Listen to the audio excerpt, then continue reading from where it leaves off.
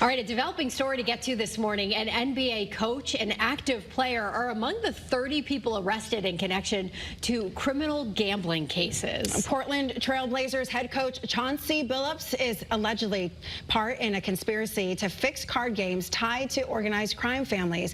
Meantime, a Miami Heat player, Terry Rozier, allegedly shared insider information and then faked an injury, allowing people to win massive bets. Yeah, so right now we're learning more about that scandal, and local leaders and experts are calling on Congress to protect people from a gambling addiction. Your reporter Roger Sannon is live now in Hartford. Roger, young men especially are at risk, right? Yeah, good morning, ladies, and you're absolutely right about that. The numbers themselves are pretty staggering. Studies suggest that nearly half of all men between the ages of 18 and 49 are putting their money on the line and gambling at places like right here at this sports book outside People's Bank Arena, or much more commonly, right on the cell phone through online gambling apps. And we are really starting to see and feel the impact.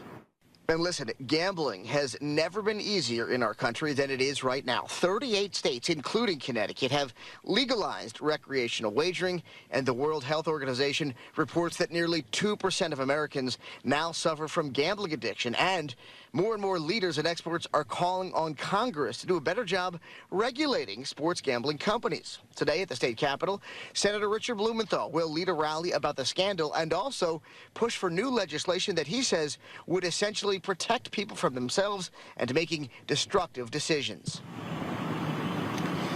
And, of course, Channel 3 will be there as that rally happens this morning at 11 o'clock at the state capitol. We'll have full coverage of that event online on our app, as well as at noon on Channel 3.